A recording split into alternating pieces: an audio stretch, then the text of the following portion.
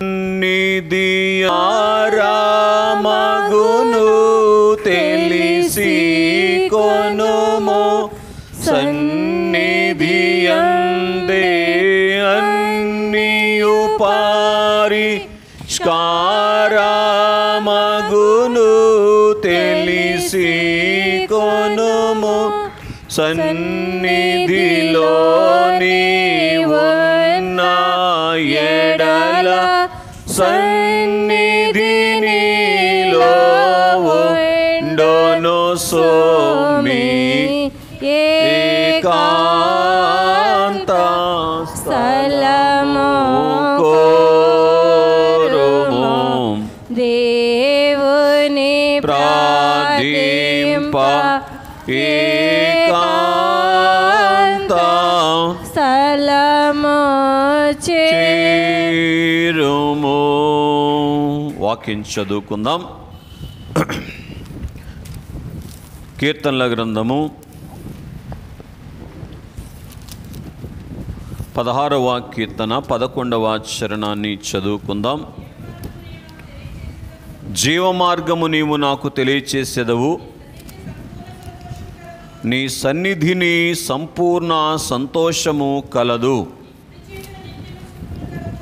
నీ కుడి చేతిలో నిత్యము సుఖములు కలవు.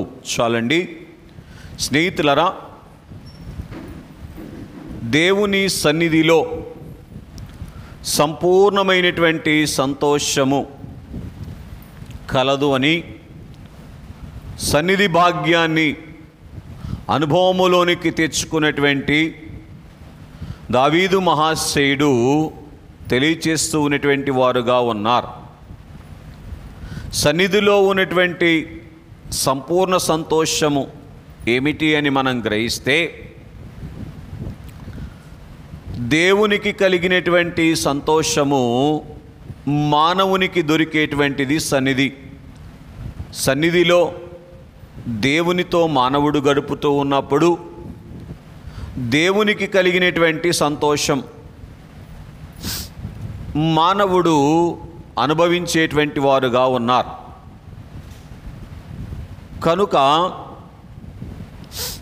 దేవుడు ఇచ్చిన వాటిని బట్టి కలిగేటువంటి సంతోషము కంటే దేవునిని బట్టి కలిగేటువంటి సంతోషము సంపూర్ణమైనటువంటిది అని మనము గ్రహించినటువంటి వారముగా ఉన్నాం.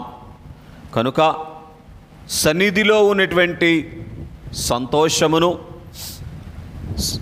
సంపూర్ణముగా మనకు అనుగ్రహించుట కొరకు ఒకప్పుడు ఆయన సన్నిధిని త్రోసివేసినటువంటి మనకు దేవుడు మరలా తన ప్రేమ చేత తన సన్నిధిని అనుగ్రహించినటువంటి వారుగా ఉన్నారు. తండ్రి అయినటువంటి దేవుడు తన సన్నిధిని భూలోకమునకు పంపితే, కుమారుడైనటువంటి దేవుడు పరలోకములో ఉన్నటువంటి సన్నిధిని భూలోకానికి తెచ్చినటువంటి వారుగా ఉన్నారు. పరిశుద్ధాత్మ తండ్రి కుమారుడు అనుగ్రహించినటువంటి భూలోకపు సన్నిధిని వశము చేసినటువంటి వారుగా ఉన్నారు. కనుక మానవుని వద్దకు వచ్చిన సన్నిధి, మానవుని వహించిన సన్నిధి, వహించిన అంటే కుమారుడైనటువంటి ప్రభువు సమస్త మానవాళి యొక్క భారము వహించటాన్ని బట్టి ఆ సన్నిధిని మనకు అనుగ్రహించారు. గనుక వహించినటువంటి సన్నిధి, వశము చేసుకున్నటువంటి సన్నిధి, వద్దకు వస్తే వహించి వశమైపోయేటువంటి భాగ్యాన్ని అందుకునేటువంటి వారముగా ఉన్నాం. సన్నిధి యొద్దకు వస్తే సన్నిధిని వహించి అనే మాటకు ఇట్లా కూడా మనం ఆలోచన చేయవచ్చు. సన్నిధిలో మనము వాసము చేసి సన్నిధి వశమయ్యేటువంటి భాగ్యములోనికి వస్తాం. కనుక వద్దకు వచ్చినటువంటి మన యొద్దకు వచ్చినటువంటి సన్నిధిలో మనము వాసము చేస్తే మనము వశమవుతాం. అప్పుడు ఆయనకు కలిగినటువంటి సంపూర్ణమైనటువంటి సంతోషము మనం అందుకునేటువంటి వారముగా ఉంటాం. క్లియరా? నేటి దిన సందేశం ఏమిటి అంటే, ఇది మహిమ. ఈ వత్సరానికి సన్నిధి సందేశముల్లో కడవరి సందేశము గనుక సంక్షిప్తముగా బైబిల్ గ్రంథములో సన్నిధి ఎంత గొప్ప మహిమను అనుగ్రహించింది అనేటువంటి సంగతిని మీ గమనానికి తీసుకొని రావటానికి ఇష్టపడుతూ ఉన్నాను. వివరాలు గత ఆదివారం, గత బుధవారం, మంగళవారం, శుక్రవారం మీకు అందించబడింది కనుక వివరించటానికి సమయము మరి అంటే ఒక్కొక్క సన్నివేశములో ఉన్నటువంటి వివరణ సన్నిధి ద్వారా మనకు మహిమ అందటానికి సన్నిధి ఏ కార్యం చేసింది అనేటువంటి సంగతిని వివరించటానికి బహుశా జీవితకాలము పట్టేటువంటిదిగా ఉంటుంది. అంటే ఒక్కొక్క భక్తుని జీవితంలో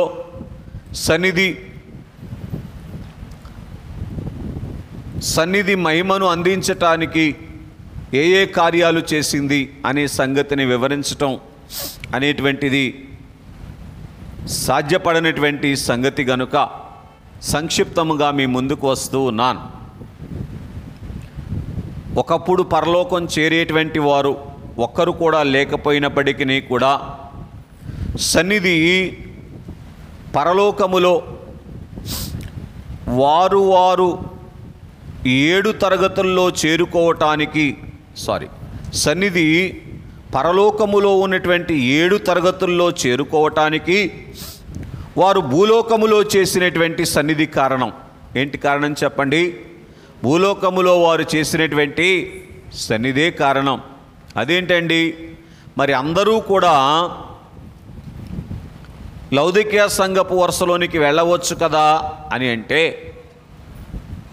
అందుకే దైవజనులు పాడిన పాట మనం పాడుకున్నాం. సన్నిధిలో నీ ఉన్న ఎడల సన్నిధి నీలో ఉండును సుమ్మి అన్నారు. ఎవరు ఎంత సన్నిధి వశములోనికి వెళ్ళారో అనే దాని మీద వారికి దొరికేటువంటి మహిమ అనేటువంటిది ఆధారపడి ఉంటుంది. తద్వారా వారి యొక్క పరలోకపు అంతస్తు అనేటువంటిది కూడా ఆధారపడి ఉంటుంది. ఇంకొక మాట కూడా జ్ఞాపకం చేస్తాను. సన్నిధిలోనే అన్నియు పరిష్కారమగును అన్నారు దైవజనులు. ఏమవుతాయి అంటండి? పరిష్కారము. కనుక భూలోక సంబంధమైనటువంటి సమస్యలకు కూడా సన్నిధే పరిష్కారం. ఎంతగా మనం సన్నిధి చేస్తున్నాం అనే దాని మీద మన యొక్క సమస్యలకు పరిష్కారం ఎంతవరకు అందుకోగలుగుతున్నాం అనేటువంటిది ఆధారపడి ఉంటుంది అని ఈ శ్రేష్టమైనటువంటి సమయములో మీ గమనానికి తీసుకొని వస్తూ ఉన్నటువంటి వాడనగా ఉన్నాను. కనుక ఒక 2 మాటలు ఈ 7 సంఘములకు సన్నిధిని బట్టి కలిగినటువంటి భాగ్యాన్ని మీ గమనానికి తీసుకొని వచ్చి ఆ తరువాత మరికొన్ని సంగతులు నేర్చుకుందాం. చూడండి, ప్రకటన గ్రంథము 2వ అధ్యాయము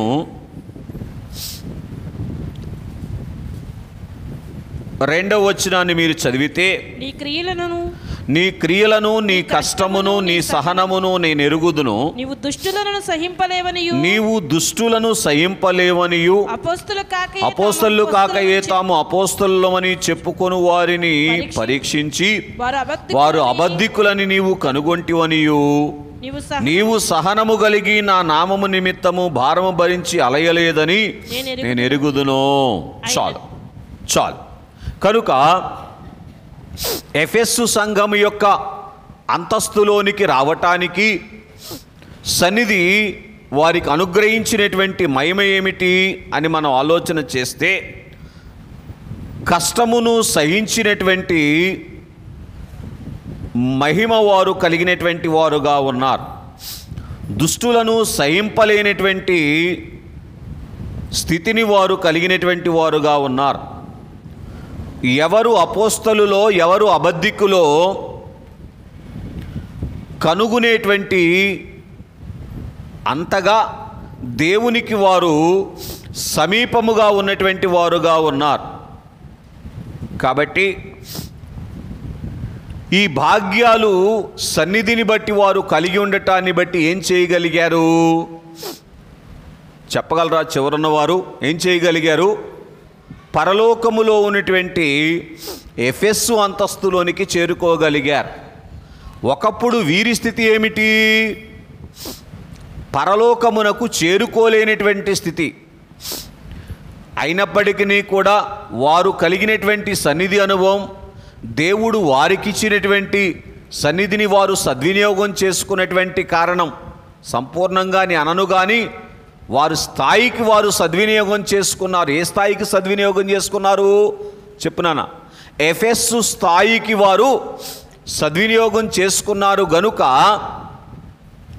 ఏం పొందగలిగారు?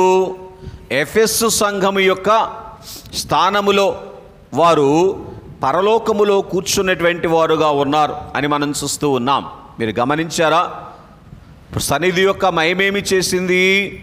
పరలోకములో అంతస్తుల్లో కూర్చుండబెట్టేటువంటిది పరలోకపు మహిమ అని మనం చూస్తూ ఉన్నాం. మరి ఒకటిగా మనం చూసినటువంటి వారముగా ఉన్నట్లయితే,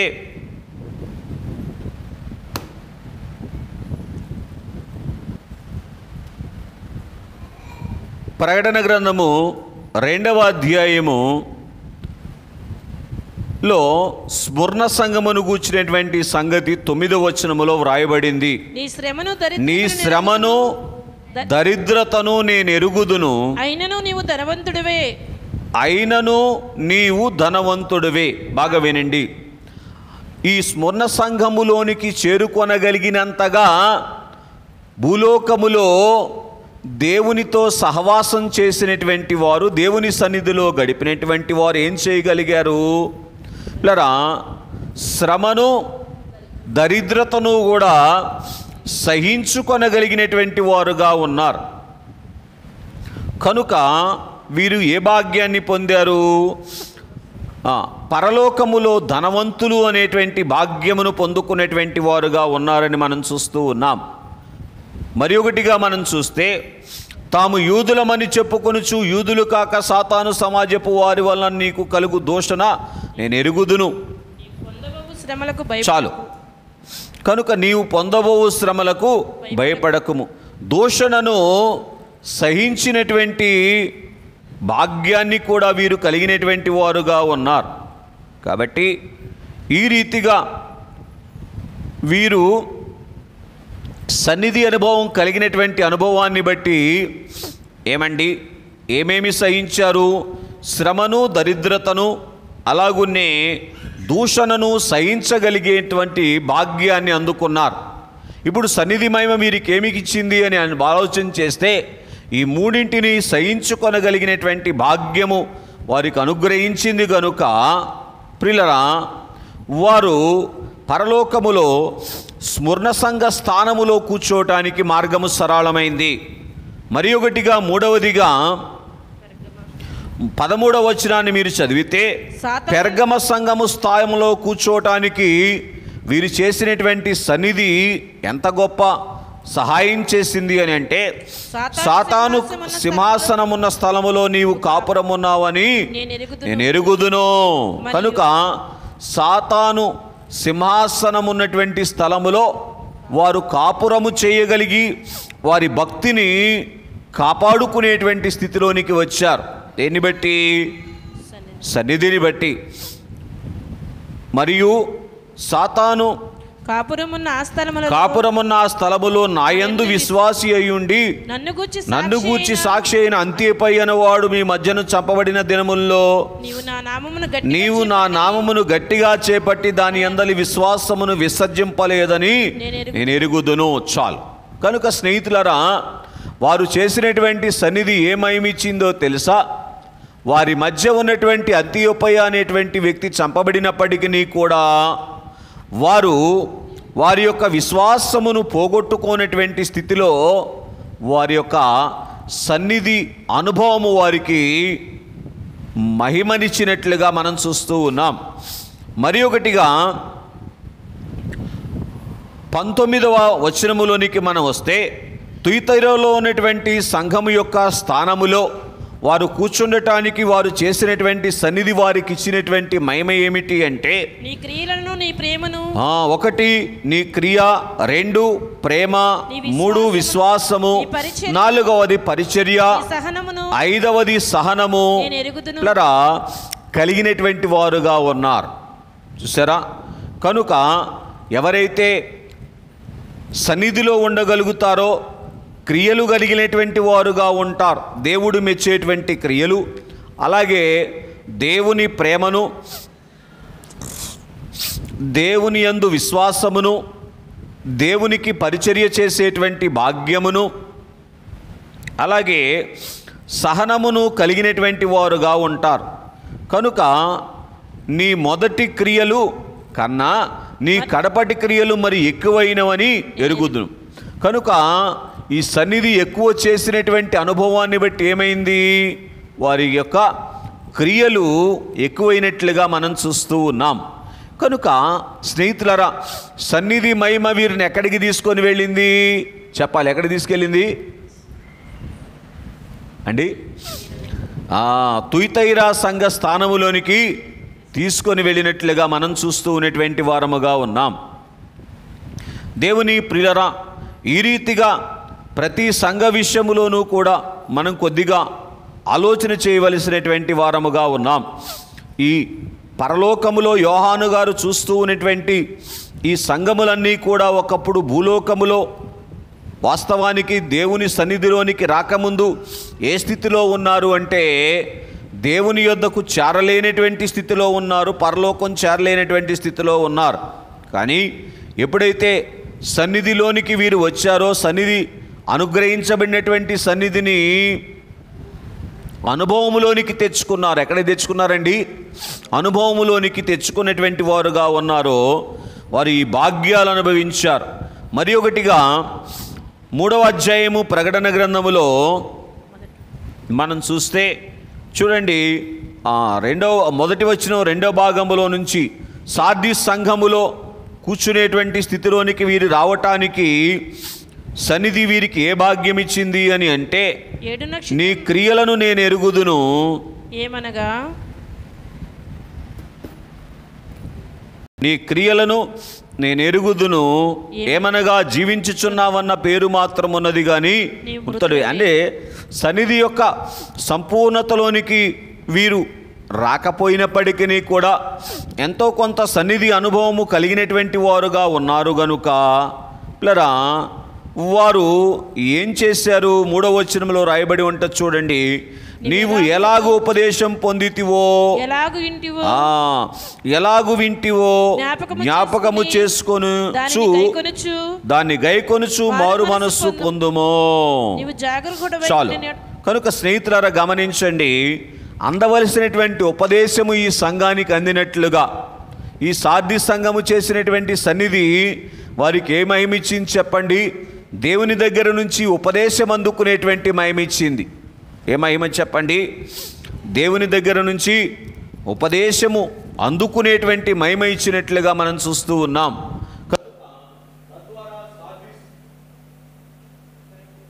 సార్దీస్ సంఘము నాకు సన్నిధి ఇచ్చినటువంటి భాగ్యం ఏమిటి అంటే, దేవుడే ఉపదేశము అందించేటువంటి భాగ్యము, లేదా దేవుని యొద్ద నుండి ఉపదేశం అందుకునేటువంటి భాగ్యమును వారు కలిగినటువంటి వారుగా ఉన్నారని మనం చూస్తూ ఉన్నాం. మరి ఒకటిగా మనం చూస్తే 7వ వచనాన్ని మనం చూస్తే ఫిలదెల్ఫియా ఫిలదెల్ఫియాలో ఉన్నటువంటి సంఘమునకు సన్నిధిని బట్టి అనుగ్రహించబడినటువంటి భాగ్యం ఏమిటి అని మనం ఆలోచన చేస్తే 8వ వచనంలో ఉంది చూడండి. ఈ క్రియలను నీకున్న శక్తి కొంచెమైనను నీవు నా వాక్యమును గైకొని నా నామమును ఎరుగననలేదు. కాబట్టి ఇదిగో తలుపు నీ ఎదుట తీసి ఉంచి ఉన్నాను, ఎవడునో వేయనేరడు. కనుక స్నేహితులారా గమనించండి, శక్తి కొంచెముగా ఉన్నప్పటికీ కూడా సన్నిధి ఏం చేసింది చెప్పండి? దేవుని యొక్క వాక్యమును గైకొని దేవుని యొక్క నామమును ఎరగను అననటువంటి స్థితిలోనికి తాను తీసుకొని వచ్చినట్లుగా మనం చూస్తూ ఉన్నటువంటి వారముగా ఉన్నాం. కనుక చూడండి, ఇంకొంచెం ముందుకు మీరు చదవగలిగితే, పిల్లరా, యూదులు కాకయే తాము యూదులమని అబద్ధమాడు సాతాను సమాజపు వారిని రంపించేదను. వారు వచ్చి నీ పాదములు ఎదుట పడి నమస్కారము చేసి, ఇదిగో నేను నిన్ను ప్రేమించిదని తెలుసుకున్నట్లు చేసేదను. దేవుని ప్రేమ ఏమండి, వారు యూదులు కాని వారి ఎదుట వారు చూపించగలిగేటువంటి సన్నిధి భాగ్యమును వారు అందుకునేటువంటి వారుగా ఉన్నారు అని మనం చూస్తూ ఉన్నాం. కాబట్టి స్నేహితులరా, మరి ఒకటిగా మనం చూస్తే లౌదకీలో ఉన్నటువంటి సంఘము దగ్గరికి మనం వస్తే, లౌదకీయ సంఘము యొక్క సన్నిధి, లౌదకీయ సంఘము ఏ సంఘము? నేటి కాలములో ఉన్నటువంటి సంఘము. కనుక ఈ సంఘమునకు దేవుడు అనుగ్రహించినటువంటి భాగ్యం ఏమిటి అని మనం ఆలోచన చేస్తే 20వ వచనంలో రాయబడింది, పిల్లరా, ఇదిగో నేను తలుపు యొద్ద నిలుచుని తట్టుచున్నాను. కొంచెం ముందుకు వచ్చేద్దాం. పోనీ 20వ వచనం ముందుకు మీరు చదివితే, ఎవడైనా నా స్వరము విని తలుపు తీసిన యెడల, స్వరము వినేటువంటి భాగ్యము ఏమండి, అలాగున్నే తలుపు తీసేటువంటి ధన్యత ఏమండి, ప్రభువుతో కలిసి భోజనము చేసేటువంటి ధన్యత ఈ యొక్క సన్నిధిని బట్టి లౌదికీయ సంఘానికి అనుగ్రహించబడింది. మరి క్లుప్తంగా మనం ఆలోచన చేయగలిగితే, సుభోజనము చేసేటువంటి లేదా సహభోజనము చేసేటువంటి ధన్యతలోనికి సంఘము దేన్ని బట్టి వచ్చింది చెప్పండి? సన్నిధి మహిమను బట్టి. కనుక భూలోకములో మనము ఎంత సన్నిధి చేస్తే పరలోకములో మనకు దొరికేటువంటి అంతస్తు అనేటువంటిది అంతగా మాత్రమే ఉంటుంది అని మనము గ్రహించాలి. కనుక సన్నిధి యొక్క మహిమ ఏం చేస్తూ ఉన్నది అని అంటే, పరలోకములో మనకు అంతస్తును, భూలోకములో మనకు పరిష్కారమును ఇస్తూ ఉంది. భూలోకములో పరిష్కారము, పరలోకములో అంతస్తు. పరిష్కారాన్ని గురించి ఒకే మాట చెప్పు ముందుకు వెళ్తాను. ఏశావు యాకోబును ఎదుర్కోవటానికి వస్తూ ఉన్నాడు, లాబాను యాకోబును తరుముతూ ఉన్నాడు. పరిష్కారం ఎక్కడ దొరికింది యాకోబుకు? ఏమండి, సన్నిధిలో. 32వ అధ్యాయము 28వ వచనములో రెండిటికి ఒకే చోట ఏం దొరికింది చెప్పండి? పరిష్కారం దొరికినట్లుగా మనం చూస్తూ ఉన్నాం. కనుక స్నేహితులారా గమనించటానికి ప్రయత్నం చేయండి. సమస్యలకు పరిష్కారము చూపించేటువంటిది సన్నిధి. అలాగున్నే మనలను పరలోకములో ఉన్నతమైనటువంటి స్థానములో కూర్చుండబెట్టేటువంటిది సన్నిధి. కనుక సన్నిధి అనేటువంటిది విశ్వాస జీవితమునకు ప్రాముఖ్యమైనటువంటి సాధనము అని మనము గ్రహించాలి. విశ్వాస జీవితానికి ప్రాముఖ్యమైనది ఏంటి చెప్పండి? సన్నిధి. కనుక స్నేహితులారా గమనించండి, సన్నిధి యొక్క మహిమను గురించి కొన్ని సంగతులను బైబిల్ గ్రంథంలో నుంచి క్లుప్తముగా ధ్యానం చేద్దాం. మొదటిగా ఆదికాండ గ్రంథము 4వ అధ్యాయము 9వ వచనాన్ని మీరు చదివితే, యెహోవా రైట్, నీ తమ్ముడైనటువంటి హేబేలు ఎక్కడున్నాడని కయీనును అడుగగా అతడు నేను ఎరుగను. 10వ వచనం చదవండి. 10వ వచనం. అప్పుడు ఆయన, నీవు చేసిన పనేమిటి? నీ తమ్ముడి రక్తం యొక్క స్వరము, నీ తమ్ముని రక్తము యొక్క స్వరము నేలలో నుండి నాకు మొరపెట్టుచున్నది. సన్నిధి యొక్క మహిమ హేబేలును ఏం చేసింది చెప్పండి?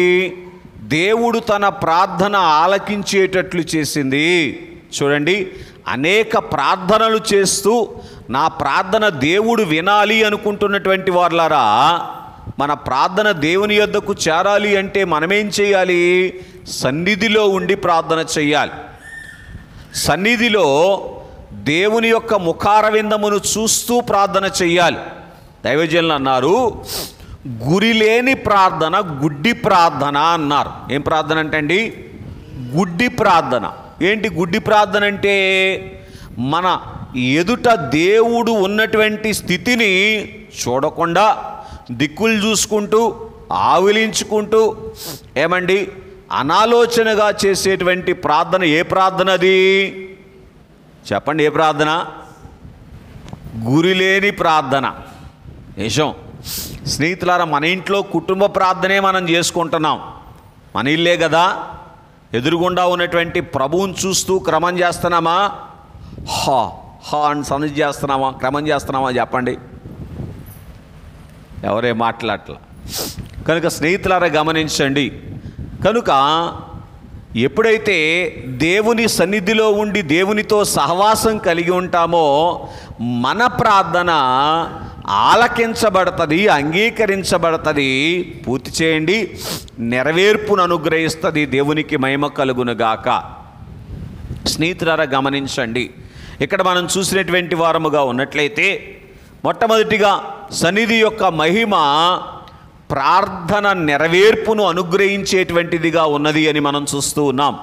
రెండవదిగా ఆదికాండ గ్రంథం 5వ అధ్యాయము 23-24 వచనాల్లో మనం చూస్తే సన్నిధి యొక్క మహిమ దేవునితో నడిచేటువంటి భాగ్యాన్ని అనుగ్రహిస్తుంది. దేవుని వైపు నిదానించి చూస్తేనే ఏం చేయగలం?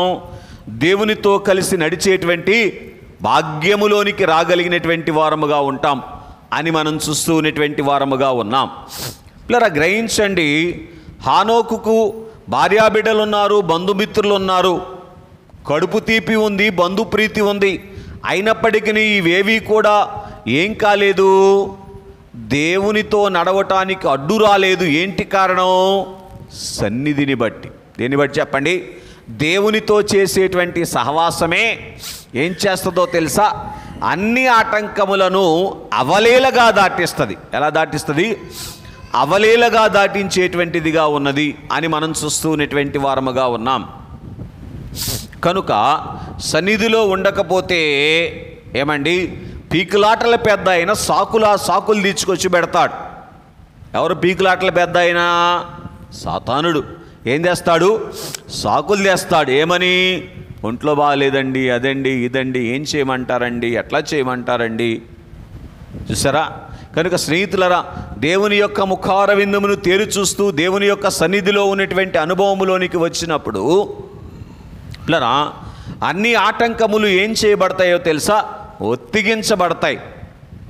వాటిని లెక్కలేనితనంగా చూసేటువంటి భాగ్యము దొరుకుతుంది. ఇంకా చెప్పమంటారా? ధైర్యము దొరుకుతుంది.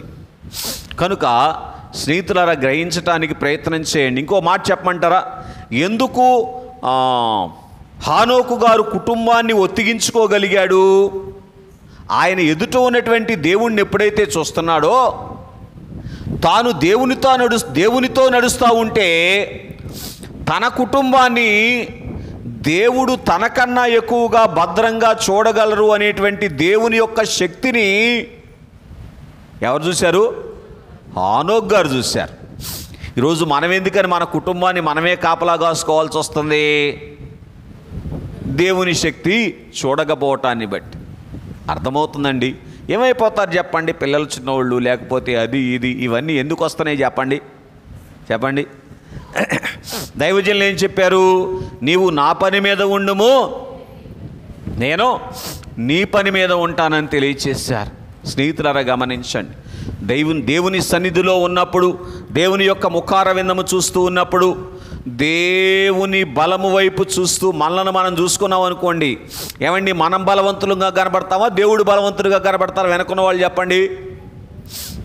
మనం ఎక్కువ కాపాడుకోగలుగుతామో మన కుటుంబాన్ని, దేవుడు ఎక్కువ కాపాడుతాడు అనే సంగతి అర్థమవుతుందా? అవునా? కనుక స్నేహితులారా గమనించండి. అందుకే ఆలోచన చేయటానికి ప్రయత్నం చేస్తే ఇక్కడ హానోకు గారు సన్నిధిలో ఉండటాన్ని బట్టి సన్నిధి మహిమ ఏం చేసిందో తెలుసా? ఏమండి, కుటుంబ సంబంధమైనటువంటి ఆటంకములు తాను ఒత్తిగించుకునేటువంటి శక్తినిచ్చింది. యోధాపత్రిక 14వ వచనంలో బహుశా రాయబడి ఉంటుంది, భక్తిహీనుల భక్తిహీనత హానోకులోనికి రాకుండా కాపాడింది. ఏం కాపాడింది చెప్పండి? భక్తిహీనుల యొక్క భక్తిహీనత హానోకులోకి రాకుండా కాపాడినటువంటిది ఏంటి చెప్పండి? సన్నిధి మహిమ. కనుక స్నేహితులారా, ఈ సన్నిధి మహిమే ఈ రెండిటిని ఒత్తిగించుకున్నది. కనుక దేన్ని ఒత్తిగించుకున్నది? కుటుంబ సంబంధమైనటువంటి బలహీనత, అలాగున్నే లోక సంబంధమైనటువంటి బలహీనత తనలోనికి రాకుండా ఒత్తిగించుకున్నాడు. గనుక ఎక్కడికి చేరగలిగాడు? దేవుని యొద్దకు చేరగలిగినటువంటి వాడుగా ఉన్నాడు. అందుకే 24వ వచనములో ఉంటుంది, దేవుడు అతనిని తీసుకొని పోయెను గనుక. దేవుడు తీసుకొని పోయే అంతగా ఏంటమ్మా? దేవుడు తీసుకొని పోయే అంతగా సన్నిధిలో ఉన్నాడు.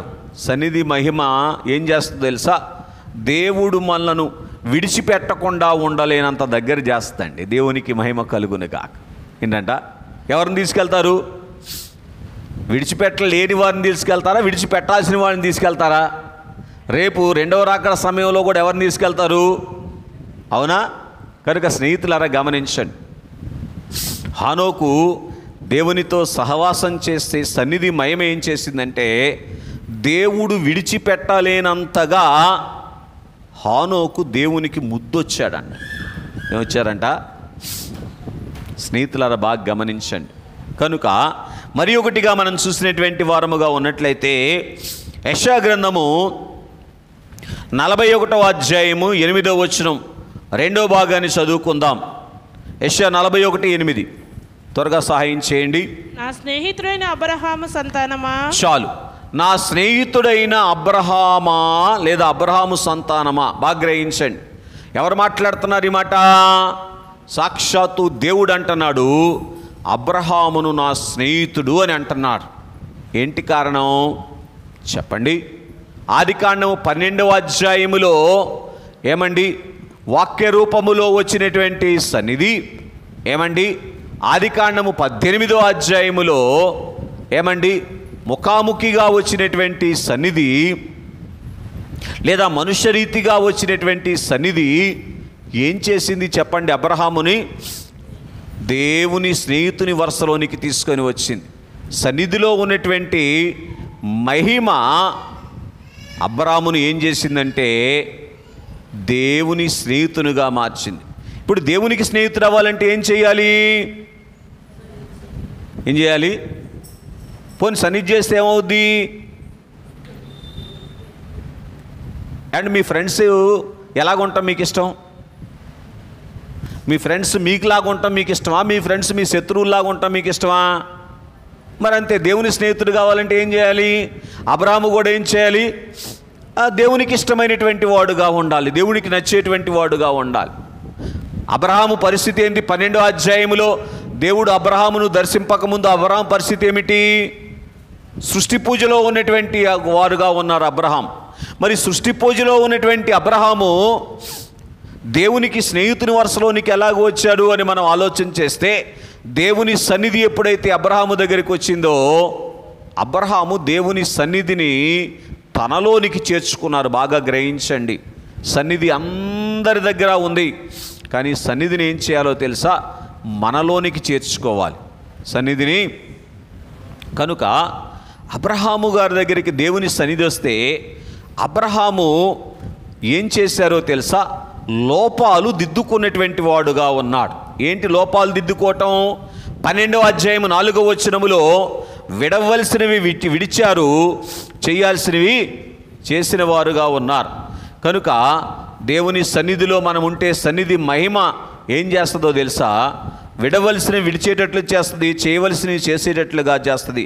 మరి ఒకటిగా మనం చూసినటువంటి వారముగా ఉన్నట్లయితే దేవుని ప్రియులరా, ఆదికాండ గ్రంథము 16వ అధ్యాయములో పిల్లరా శారా హాగరును బట్టి కుటుంబంలో ఏమొచ్చింది? కలహం వచ్చింది. సహించుకునేటువంటి మనస్సు అబ్రహాము గారికి వచ్చింది. ఏ మనసు వచ్చింది చెప్పండి? సహించుకునేటువంటి మనస్సు వచ్చింది. ఈ మనస్సు ఎవరిది? అయ్యో దేవుని మనస్సు. దేవునితో సావాసం చేస్తున్నాడు కాబట్టి దేవుని మనస్సు వచ్చినట్లుగా మనం చూస్తూ ఉన్నటువంటి వారముగా ఉన్నాం. మరి ఒకటిగా మనం చూస్తే ఆదికాండం 14వ అధ్యాయములో 14వ వచనములో లోతు యొక్క భారాన్ని భరించేటువంటి మనస్సు వచ్చింది. లోతు ఎవరు? అయ్యో అబ్రహామును విడిచి వెళ్ళాడు. దేన్ని చూసి? సొదొమను చూసి అబ్రహామును విడిచి వెళ్ళినటువంటి లోతును ఏమండి సహించుకునేటువంటి మనస్సు. లోతుకి ఏ పరిస్థితి వచ్చింది చెప్పండి? 5 రాజులు వచ్చి లోతు యొక్క సంపాద్యాన్ని అంతటినీ కూడా తీసుకొని వెళ్ళిపోయినటువంటి వారుగా ఉన్నారు. కనుక అటువంటి లోతును కాపాడేటువంటి మనస్సు అబ్రహాము గారికి వచ్చింది. ఇది ఎవరి మనస్సు చెప్పండి?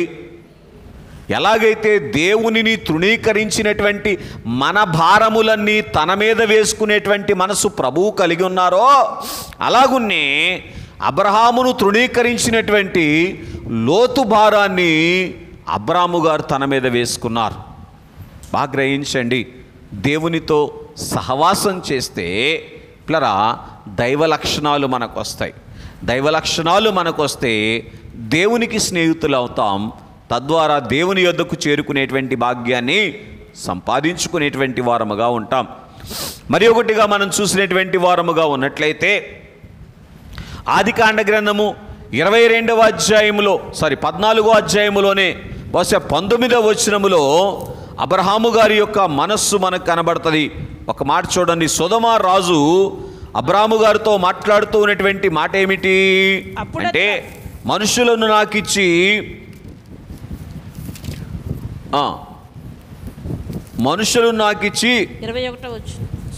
సొమ్ము నువ్వు తీసుకో అని అంటున్నారు. 21 చదవండి. సొదొమరాజు మనుషులను నాకిచ్చి ఆస్తిని నీవే తీసుకోనమని అబ్రాహాముతో చెప్పగా, చూసారా, నేనే అబ్రాహామును ధనవంతునిగా చేసితనని నీవు చెప్పకుండునట్లు ఒక నూలు పోగైనను చెప్పులు వారైనను నీ వాటిలోనిది ఏదైనను తీసుకొనని ఆకాశమునకు భూమికి నీ సృష్టికర్తయును సర్వోన్నతుడును దేవుడునైన యెహోవా యొద్ద నా చెయ్యెత్తి ప్రమాణము చేసి ఉన్నాను. స్నేహితులారా గమనించండి. సన్నిధి ఏం చేసింది? సన్నిధి మహిమ ఏం చేసింది చెప్పండి? పిల్లరా, లోకమిచ్చినటువంటివి నాకు అవసరము లేదు, దేవుడిచ్చినటువంటివి నాకు కావాలి. నా దేవుడు మాత్రమే నన్ను ధనవంతుణ్ణి చేయాలి, నా దేవుడు మాత్రమే నన్ను ఏ స్థితిలోనైనా ఉంచాలి అనేటువంటి ఆ మెట్టులోనికి అబ్రాము గారు నడిపించింది. దీన్ని ఏమంటానంటే దేవుని మీద మాత్రమే ఆధారపడేటువంటి మనస్సు. యేసుక్రీస్తు ప్రభువారు కూడా ఈ లోకానికి వచ్చినప్పుడు ఏమన్నారు చెప్పండి? తండ్రి నీ చిత్తమే సిద్ధించునుగాక. ఇప్పుడు సన్నిధి మహిమ ఏం చేసింది చెప్పాలి మీకు? దేవుని మీదే ఆధారపడేటువంటి భాగ్యాన్ని అనుగ్రహించినట్లుగా మనం చూస్తూ ఉన్నటువంటి వారముగా ఉన్నాం. కనుక దేవుని యందు ప్రియ స్నేహితులరా, అబ్రహామును దేవుడు స్నేహితుడిగా ఎంచటానికి గల కారణం ఏమిటంటే, సన్నిధిలోనికి వచ్చి అబ్రహాము గారు సన్నిధిని తనలోనికి తీసుకున్నారు. ఆ సన్నిధి దేవుని స్నేహితునిగా తీర్చిదిద్దినట్లుగా మనం చూస్తూ ఉన్నాం. మరి ఒకటిగా మనం చూస్తే ఆదికాండ గ్రంథము 23వ అధ్యాయములో అబ్రహాము భార్య అయినటువంటి శారా ఈ లోకాన్ని విడిచినప్పుడు చూడండి, 23వ అధ్యాయము 6వ వచనములో శారాకు అవసరమైన, శారాను పాతి పెట్టడానికి అవసరమైనటువంటి శ్మశాన భూమి కూడా ఎవరికి లేదు? అబ్రహాము గారికి లేదు. ఇదేంటి చెప్పండి పిల్లరా? లోకములో నేనున్నప్పటికీ కూడా లోకమునకు సంబంధించినటువంటిది నా దగ్గర ఉండకూడదు అనేటువంటి మనసు. ఇది ఎవరి మనసు? యేసు ప్రభు వారి యొక్క మనసు. ఆయనేమన్నారు? నక్కలకు బొరియలు ఉన్నాయి, ఆకాశ పక్షులకు గూళ్ళు ఉన్నాయి, కానీ మనుష్య కుమారునికి తలవోల్చుకోవటానికి కూడా స్థలం లేదు. కనుక అబ్రహాము గారు కూడా ఏ స్థితిలో ఉన్నారు అని మనం ఆలోచన చేస్తే, లోకములో ఉన్నటువంటి దానిని దేనిని కూడా కూర్చుకునేటువంటి స్థితిలో లేదు. అందుకే ఆయన అంటారు, లోకాధికారి వస్తున్నారు, వాడితో నాకు పని లేదు అనేశారు. సరే, కనుక దేవుని సన్నిధిలో మనం ఉన్నప్పుడు దేవుని మనస్సు మనకు వస్తుంది. దేవుని యొక్క సారూప్యాన్ని మనం సంపాదించుకునేటువంటి భాగ్యంలోనికి వస్తాం. ఇప్పుడు సన్నిధి మహిమ అబ్రహాము గారిని ఏం చేస్తూ ఉంది అని మనం ఆలోచన చేసినటువంటి వారముగా ఉన్నట్లయితే దేవుని స్నేహితుని వరుసలోనికి తీసుకొని వస్తూ ఉంది అని మనం చూస్తూ ఉన్నాం. 16వ అధ్యాయము లూకాసు వార్త 22వ వచనములో మనం చదివితే ప్లరా దేవుని మహిమ అబ్రహాము గారి దగ్గరికి వచ్చినప్పుడు అబ్రహాము గారు ఎక్కడికి చేరుకున్నారంట? పరదైసుకు చేరుకున్నటువంటి వారుగా ఉన్నారు. చూసారా, బాగా గ్రహించండి. భూలోకములో పరిష్కారం కావలసిన వాటికి పరిష్కారం దొరికింది. ఏమండి, పరలోకం చేరుకోవలసినటువంటి స్థితి కూడా సన్నిధి మహిమను బట్టి అబ్రహాము గారు అందుకున్నట్లుగా మనం చూస్తూ ఉన్నాం. వింటున్న వార్లారా, దైవ సన్నిధి దేవుడు మనకిచ్చినటువంటి ఘనమైనటువంటి భోషాణము లేదా భాగ్యము సమస్తము కూడా అందులోనే ఇమిడి ఉన్నాయి అనేటువంటి విషయాన్ని మనము గ్రహించవలసినటువంటి వారముగా ఉన్నాం. మరి ఒకటిగా యెషయా గ్రంథము 41వ అధ్యాయము 8వ వచనములో ఉన్న మొదటి భాగాన్ని చదువుకుందాం. యెషయా 41:8 మొదటి భాగం అంటారు, నా సేవకుడైన ఇశ్రాయేలు నేను ఏర్పరచుకొనిన యాకోబు. బాగా గ్రహించండి, యాకోబు యొక్క స్థితి ఏమిటి? మోసగాడు, టక్కరితనము కలిగిన వాడు, యుక్తి కలిగినటువంటి వాడు. ఇన్ని స్థితుల్లో ఉన్నటువంటి యాకోబును దేవుడు అంటాడు, నేను ఏర్పాటు చేసుకున్నానంటాడు. ఏమండి, ఎవరైనా మోసగాడిని మోసగాడిని కోరుకుంటారండి? ఎవరైనా మనుషులైనా కోరుకుంటారా? కదా. కానీ స్నేహితులారా, ఇక్కడ మనం ఆలోచన చేస్తే యాకోబును దేవుడు ఏం చేశారంట? ఏర్పాటు చేసుకున్నటువంటి వారుగా ఉన్నారు. ఏంటి కారణం? 32వ అధ్యాయం 28వ వచనములో ఎప్పుడైతే యాకోబు సన్నిధిలోనికి వచ్చాడో, సన్నిధిలో ఉన్నటువంటి మహిమ యాకోబులో ఉన్నటువంటి సమస్త బలహీనతల నుంచి యాకోబును విడిపించిందండి. ఏం చేసింది? యాకోబులో ఉన్నటువంటి సమస్త బలహీనతల నుంచి విడిపించింది. కనుక సొంత వాళ్ళు లేరు, బయట లేరు. మోసంలో ఉన్నప్పుడు సొంత అన్న లేదు, పిల్లనిచ్చిన మామ లేడు మోసం చేయటానికి. అవునా కాదా? ఎప్పుడు? దేవుని సన్నిధిలోనికి రాకముందు. అవునా? కానీ ఎప్పుడైతే సన్నిధిలోనికి వచ్చాడో యాకోబు యొక్క స్థితి ఏంటి అని మనం ఆలోచన చేసినటువంటి వారముగా ఉన్నట్లయితే ప్లరా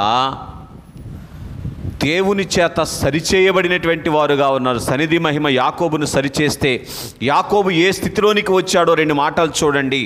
ఆదికాండ గ్రంథము 47వ అధ్యాయము 10వ వచనాన్ని చదువుకుందాం. 47:10. ఫరోను దీవించి ఫరో ఎదుట నుండి వెళ్ళిపోయెను. చాలు. ఫరోను దీవించి ఫరో ఎదుట నుండి వెళ్ళిపోయాను. చూసారా? బాగా గ్రహించండి. ఏమండి, ఎక్కడికి వచ్చాడు యాకోబు గారు? కనాను దేశం నుంచి ఐగుప్త దేశానికి వచ్చాడు. దేనికోసం? భోజనం కోసం వచ్చాడు. అవునా? ఎంతమంది అప్పటికి సంతతి ఆయనకి? 70 మంది. ఏమండి, 70 మంది కుటుంబాన్ని పోషించుకోవటానికి భోజనము లేనటువంటి యాకోబు ఏం చేశాడంట? ప్లరా ఐగుప్త దేశానికి వచ్చాడు. అది కూడా ఎలా వచ్చాడు? 46వ అధ్యాయంలో ఉంటుంది. దేవుడు చెప్పగానే వచ్చాడు. బాగా గ్రహించండి. సన్నిధిలోనికి వస్తే ప్లరా అడుగు తీసి బయట పెట్టడానికి ప్లరా దేవుని అనుమతి తీసుకునేటువంటి మనస్సు వస్తుంది. చూడండి, 46వ అధ్యాయము 2-3 వచనాల్లో ఈ మాటలు ఉంటాయి. అప్పుడు రాత్రి దర్శనమందు దేవుడు యాకోబు అని ఇశ్రాయేలును పిలిచెను. చిత్తం ప్రభువా అనెను. ఆయన నేనే దేవుడను, నీ తండ్రి దేవుడను ఐగుప్తునకు వెళ్ళుటకు భయపడకమో. గొప్ప జనముగా చేసేదను. చూసారా? కనుక దేవుని యందు ప్రియ స్నేహితులారా గమనించండి. దేవుని సన్నిధిలోనికి వచ్చినటువంటి వారికి సన్నిధి మహిమ ఏం చేస్తుంది అంటే పిల్లరా దేవుని మీద ఆధారపడేటువంటి మనస్సు ఇస్తుంది. కనుక దేవుని మీద ఆధారపడేటువంటి మనస్సు ఏ భాగ్యములోనికి నడిపించింది అని మనం సన్నిధి ఏ భాగ్యములోనికి నడిపించింది అంటే 47వ అధ్యాయం 10వ వచనంలోనికి వస్తే, ఫరో కోటలోనికి వెళితే ఫరో నన్ను దీవించమంటే కోటలో నుంచి ఏం చేశాడంటండి, దీవించి వెళ్ళిపోయాడంట. ఏమన్నాయి చెప్పండి? ఫరో కోటలో సకల భోగాలు ఉన్నాయి, లోకభాగ్యాలన్నీ కూడా ఉన్నాయి. అసలే దేంతో వెళ్ళాడు? కడుపు చేత్తో పట్టుకొని వెళ్ళాడు, ఆకలితో. ఏమండి, అన్ని భోగాలు కనబడతా ఉంటే ఏం చేయాలి కదా? అక్కడ తిష్ట వేయటానికి ఇష్టపడాలి. కానీ ప్లరా లోకభోగములను ఉన్న చోట ఏమండి, నిమిషమాత్రము నిలబడటానికి ఇష్టపడని మనసు ఇచ్చింది. ఏం చెప్పండి? సన్నిధి మహిమ. ఏ మహిమ చెప్పండి? సన్నిధి యొక్క మహిమ. స్నేహితులారా గమనించండి, ప్లరా ఫరోను దీవించి అక్కడి నుంచి వెళ్ళిపోయాడు. నిమిషము కూడా నిలబడటానికి ఇష్టపడనటువంటి మనస్సు. మరి ఒకటిగా మనం చూస్తే 49వ అధ్యాయంలోనికి మీరు వస్తే, మీరు తర్వాత చదువుకుంటే ప్లరా 29వ వచనం నుంచి 33వ వచనం వరకు చదువుకుంటే, ప్లరా యాకోబు తన కుమారులైనటువంటి వారిని దీవించిన తరువాత ఈ లోకాన్ని విడిచినప్పుడు ప్లరా ఎక్కడికి చేర్చబడిందంట? ఆయన యొక్క శరీరము పితరుల సమాధుల్లోనికి చేర్చబడింది. దేవునికి మహిమ కలుగునుగాక. అంటే ఐగుప్తులో సమాధి చెయ్యబడటానికి కూడా ఇష్టపడలేదని మనం చూస్తూ ఉన్నాం. స్నేహితులారా గమనించండి, ఆలోచన చేయటానికి ప్రయత్నం చేయండి. సన్నిధి మహిమేమి చేస్తుందో తెలుసా? తన జీవితాంతము కూడా ఏమండి, తాను లోకస్థితి ఉన్న చోట నిలబడటానికి ఇష్టపడినటువంటి మనస్సు కలిగిస్తుంది అనే మాటను మనం చూస్తూ ఉన్నటువంటి వారముగా ఉన్నాం. కనుక అందుకే హోషేయ గ్రంథము 12వ అధ్యాయము 3వ వచనంలో రాయబడి ఉంటుంది, యాకోబు మగసిరి గల పిల్ల అని. కనుక సన్నిధిలో ఉంటే చెప్పమంటారా, అభ్యంతర పడకపోతే మగతనం వస్తుంది. మగతనం అంటే అర్థం ఏంటి? పోరాటం చేసేటువంటి తత్వం వస్తుంది. దేంతో పోరాటం చేశాడు? మనుషులతోనూ దేవునితోనూ కూడా పోరాటం చేశాడు. అయ్యా నన్ను ఎందుకు దిద్దవని దేవునితో పోరాటం చేశాడు. నన్ను ఎట్లా ఓడిస్తావని పూర్తి చేయండి మనుషులతో పోరాటం చేశాడు. సరే, సన్నిధిలో ఉంటే ఏమండి, మగసిరి భాగ్యము యాకోబుకు అనుగ్రహించబడింది సన్నిధి యొక్క మహిమను బట్టి. కనుక స్నేహితులారా మనం చూసినటువంటి వారముగా ఉన్నట్లయితే, మరి ఒకటిగా నిర్గమాకాండ గ్రంథము, దానికన్నా ముందు ఒక మాట ఆగండి. కీర్తనల గ్రంథము 99వ కీర్తన 6వ వచనాన్ని చదువుకుందాం. 99వ కీర్తన 6వ వచనములో ఏమండి, త్వరగా సహాయం చేయండి. ఆయన యాజకులలో మోషే అహరోనులుండిరి. చాలండి పిల్లరా, బాగా గ్రహించండి. ఒకప్పుడు ఐగుప్తు కోటలో పెరిగినటువంటి, ఒకప్పుడు మిద్యాను యాజకుని ఇంటిలో ఉన్నటువంటి మోషే దేవుని యాజకుడు అయ్యాడు అని మనం చూస్తూ ఉన్నాం. బాగా గ్రహించండి. ఎలాగునా దేవుని యాజకుడు అయ్యేటువంటి భాగ్యము దొరికింది అని మనం ఆలోచన చేస్తే, నిర్గమాకాండ గ్రంథం 33వ అధ్యాయం 11వ వచనములో ముఖాముఖి సన్నిధి చేశాడు మోషే. దేవదాసయ్య గారు అన్నారు, సన్నిధి బైబిల్ గ్రంథములో 4 రకాలుగా ప్రత్యేకంగా కనబడుతుంది. ఒకటి దేవదూతల సన్నిధి, రెండవది మోషే చేసిన సన్నిధి, మూడవది శిష్యులు చేసిన సన్నిధి, నాలుగవది యోహాను చేసినటువంటి సన్నిధి. మోషే చేసిన సన్నిధి ఎంత గొప్పదో తెలుసా? దేవునిని ముఖాముఖిగా చూసేటువంటి సన్నిధి. కనుక దేవునిని ముఖాముఖిగా చూశాడు గనుక పూర్తి చేయండి, దేవునికి యాజకుడయ్యేటువంటి భాగ్యములోనికి వచ్చాడు. ఒకప్పుడు ఈయనెవరు? మొరాబీవాడు. ఒకప్పుడు ఈయనెవరు? ఐగుప్తులో పెరిగినటువంటి వాడు. పిల్లరా బాగా గ్రహించండి. సన్నిధి మహిమ ఏం చేసిందంటే, మోషేను పిల్లరా దిద్దవలసిన రీతిగా దిద్ది, అద్దవలసినటువంటి భాగ్యములన్నీ కూడా అద్ది, అగపరచవలసినటువంటి సంగతులన్నీ కూడా అగపరిచి దేవుని యాజకుని వరుసలోనికి తీసుకుని వచ్చింది అని మనం చూస్తూ ఉన్నాం. మరి ఒకటిగా మనం చూస్తే కీర్తనల గ్రంథము 99వ కీర్తన 6వ చరణం యొక్క 2వ భాగాన్ని చదువుకుందాం. అమ్మా, ఆయన నామమును బట్టి ప్రార్థన చేయు వారిలో సమూయేలు ఉండెను. చాలు స్నేహితులారా, బాగా గమనించండి. సన్నిధి మహిమ సమూయేలును ప్రార్థనాపరుడుగా దీవించింది. ఇట్లా చూడండి, సన్నిధిలో ఉండకపోతే ప్రార్థనాపరులం కాలేం. అందుకే ఇందాక అయ్యగారు చెప్పిన మాట చెప్పాను, గురిలేని ప్రార్థన గుడ్డి ప్రార్థన అవుతుందని. కనుక సన్నిధిలో ఉన్నప్పుడు దేవుని యొక్క మహిమను ఎప్పుడైతే చూస్తామో అన్నీయు దేవునిలోనే పరిష్కారం అవుతాయని ప్రార్థనాపరులుగా తీర్చిదిద్దబడతాం. ఏం చేయబడతాం? ప్రార్థనాపరులం అవుతాం.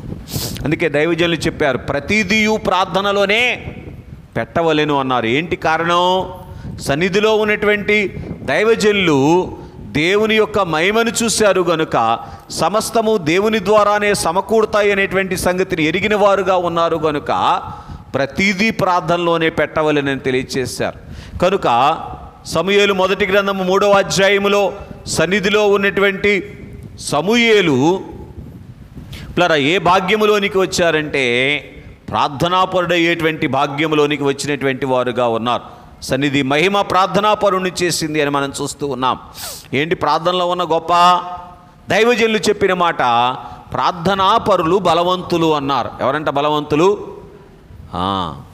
మరి ఒకటిగా మనం చూస్తే కీర్తనల గ్రంథము 32వ కీర్తన 7వ వచనాన్ని చదువుకుందాం. 32వ కీర్తన 7వ చరణం. నా దాగుచోటు నీవే, నా దాగుచోటు నీవే. చాలండి. కనుక కీర్తనాకారుడు ఎక్కడ దాక్కున్నాడంట? దేవుని యొద్ద దాక్కున్నాడు. అంటే దేవుని సన్నిధిలో దాక్కున్నటువంటి అనుభవం కలిగినటువంటి వాడుగా ఉన్నాడు. సన్నిధిలో తన జీవితం అంతటిని గడిపినటువంటి దావీదు సన్నిధి మహిమను బట్టి ఏమందుకున్నాడో తెలుసా? 23వ కీర్తన అంతా మీరు ఇంటికి వెళ్ళా చదువుకుంటే దావీదు గారు అనుభవించిన మహిమ అంతా కనబడుతుంది. దేవునిని కాపరిగా కలిగి ఉన్నాడు, దేవుని చేత మేపబడ్డాడు, దేవుని చేత కాయబడ్డాడు, దేవుని చేత నడిపించబడ్డాడు. ఇవన్నీ కూడా ఆ కీర్తనలో రాయబడి ఉంటాయి. కనుక శత్రువుల ఎదుట నీవు నాకు భోజనపు బల్ల సిద్ధపరచదువు అన్నాడు. స్నేహితులరా, సన్నిధి మహిమ ఏం చేస్తుంది అని మనం ఆలోచన చేస్తే దేవుని కాపుదలను కోరుకునేటట్లు అందుకునేటట్లు చేస్తుంది. సన్నిధి మహిమ దేవుని చేత పోషించబడేటువంటి భాగ్యంలోనికి నడిపిస్తుంది. సన్నిధి మహిమ ఏం చేస్తుందంటే దేవుని చేత నడిపించబడేటువంటి స్థితిలోనికి తీసుకొని వస్తుంది. గాఢాంధకారపు లోయల్లో సంచరించినను ఏ అపాయమునకు భయపడని స్థితి దేవుని మహిమ అనుగ్రహించేటువంటిదిగా ఉన్నది అని మనం చూస్తూ ఉన్నాం. కనుక సన్నిధి యొక్క మహిమ ఏం చేస్తుంది అంటే భక్తునికి అవసరమైనటువంటి సకల భాగ్యములను ఇస్తాయి. సరే, మరి ఒకటిగా మనం చూస్తే రాజుల 2వ గ్రంథము 2వ అధ్యాయం 11వ వచనములో సన్నిధి పరుడైనటువంటి ఏలియా ఆరోహణ భాగ్యాన్ని అందుకున్నటువంటి వాడుగా మనం చూస్తాం. సన్నిధిలో ఉన్నటువంటి మహిమ ఏంటి చెప్పండి? ఆరోహణ భాగ్యం ఇచ్చేటువంటి మహిమ అని మనం చూస్తూ ఉన్నాం. ఇంకొక అడుగు ముందుకు వస్తే దేవుని స్నేహితులరా, మరి ఒక మాట కూడా మీరు చదవగలిగితే దానియేలు గ్రంథం 6వ అధ్యాయం 26వ వచనములో దేవుణ్ణి ఎరగనటువంటి రాజు అయినటువంటి నెబుకద్నెజరు అంటున్నారు, నా సముఖమును నియమించినదేమనగా నా రాజ్యములోని సకల ప్రభుత్వముల యందును నివాసులు దానియేలు యొక్క దేవునికి భయపడాలి అన్నాడు. ఒకప్పుడు ఎత్తైనటువంటి ప్రతిమను చేయించి దీనికి నమస్కారం చేయకపోతే వాళ్ళని అగ్నిగుండంలో పడాస్తానన్నటువంటి రాజు ఇప్పుడు ఏమంటున్నారు? మీరందరూ దానియేలు యొక్క దేవునికి భయపడాలి అన్నారు. దేవునికి మహిమ కలుగునుగాక. సన్నిధి మహిమ ఏం చేసింది? రాజును మార్చింది, రాజ్యాలను మార్చింది. అంటే ఆయన రాజరికంలో ఉన్నటువంటి అన్ని ప్రభుత్వాలు ఏం చేయమన్నారు? దేవునికి భయపడమని చెప్తున్నారు. జీవము కలిగినటువంటి దేవుడు దానియేలు యొక్క దేవుడు అని రాజుగారు సాక్ష్యమిస్తూ ఉన్నారు. లోకము పరలోకము ఏకమవ్వాలి అంటే, లోకములో ఉన్నవారు దేవుని మహిమను చూడాలంటే ఏం చేయాలో తెలుసా? సంఘానికి అందం కావాలి. ఏం కావాలి? ఏంటి ఎవరు రియాక్ట్ అవ్వట్లా? అందం కావాలని ఎవరికి ఇదేంటి మరి అండి? దేవదాసయ్య గారు అన్నారు, నెమలికి కన్ను అందము, సంఘానికి సన్నిధి అన్నము అన్నారు. నెమలికి కన్ను అందం, సంఘానికి సన్నిధి అన్నం. సన్నిధి యొక్క అందములోనికి సంఘం వస్తే అప్పుడు లోకాన్ని దేవుని కొరకు సమకూర్చుకునేటువంటి భాగ్యములోనికి వచ్చేటువంటి వారుగా ఉంటారని మనం చూస్తూ ఉన్నాం.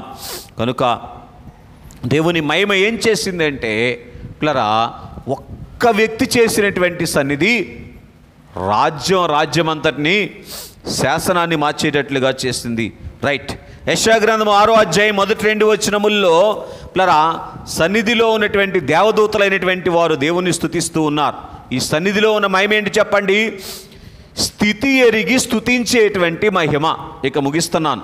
స్థితి ఎరిగి స్తుతించేటువంటి మహిమ. రైట్. అలాగే యోహాను సువార్త 6వ అధ్యాయము 67 నుంచి 69 వచనాల వరకు శిష్యులు చేసినటువంటి సన్నిధి ఏమండి? దేవునిని ఎరిగి దేవుణ్ణి వెంబడించేటువంటి మహిమనిచ్చింది సన్నిధి. మరి ఒకటిగా మనం చూస్తే పిల్లరా, యోహాను సువార్త 13:25లో యోహాను గారు చేసినటువంటి సన్నిధి ఏం చేసిందో తెలుసా? ప్రకటన 1:10లో పరిశుద్ధాత్మ వశము చేసింది అని మనం చూస్తూ ఉన్నాం. సన్నిధి మహిమ పరిశుద్ధాత్మ దేవుని యొక్క వశమైపోయేటువంటి భాగ్యాన్ని ఇస్తుంది. తద్వారా దేవుడు తీసుకొని వెళ్ళాలనుకున్న ప్రతి చోటకి తీసుకొని వెళ్ళాడు యోహాను గారిని. దేవుడు చూపించాలనుకున్న సంగతులన్నీ కూడా యోహాను గారికి చూపించగలిగారు. దేన్ని బట్టి? సన్నిధి మహిమను బట్టి, ఆత్మవశుడు అవుతాన్ని బట్టి. మరి ఒకటిగా దైవజనులు దేవదాసయ్య గారు చేసినటువంటి సన్నిధి ప్లరా, దేవుని యొక్క అంతరంగములో ఉన్నటువంటి బైబిల్ మిషన్ను దైవజనుని యొక్క అంతరంగములోనికి తీసుకొని వచ్చింది. అర్థమవుతుందండి? కనుక ఈ దైవజనులు చేసినటువంటి సన్నిధి భూలోకమంతటికి పాదిని చేసింది దైవజనుని, పరలోకములో అధికారిని చేసింది దైవజనుని. ఏమండి? హేడెస్సులో దైవజనులు బోధ చేయటానికి వెళితే ప్లరా, అక్కడి నుంచి ఒక ఆత్మ వచ్చి ఆత్మరీతిగా సాక్ష్యం ఇస్తూ ఉందంట. ఏమో తెలుసా? ఆ హేడెస్సులో ఉన్నటువంటి అగ్నిని మేము తట్టుకోలేకపోతున్నాం, కానీ ఒక ముసలాయన మా దగ్గరికి వస్తే చల్లగాలి వీచేది అన్నారంట. ఎవరా ముసలాయన? దైవజనులు. సన్నిధిలో ఉన్నటువంటి దైవజనులు హేడెస్సులోనికి వెళితే హేడెస్ అంతా కూడా ఎలాగుంటేదంట? సన్నిధి మహిమ చేత నింపబడేటువంటిదిగా ఉన్నది. ఎందుకు వస్తున్నాయో కొనేపాట్లు అర్థం కావట్లా. కనుక స్నేహితులారా గమనించండి. మరి ఒకటిగా మనం చూసినటువంటి వారముగా ఉన్నట్లయితే సరే స్నేహితులారా, ఇలాగున దేవుని యొక్క మహిమ మనకు అనుగ్రహించేటువంటిది దైవ సన్నిధి. కనుక గత వారం మరి కూడా మీకు తెలియచేసినటువంటి మాట ఏంటంటే, మట్టిని మహిమగా మార్చినటువంటిది సన్నిధి. కనుక ఆదికాండ గ్రంథము 3వ అధ్యాయములో దేవునికి దూరమైనటువంటి మానవుడు ఎక్కడికి వెళ్ళాలని నియమించబడింది? నేలను చేరాలి. 19వ వచనం కదండి. కనుక ఈ నేలలోనికి చేరిపోవలసినటువంటి ఈ మన్నును పూర్తి చేయండి, మహిమలోనికి చేర్చింది సన్నిధి మహిమ.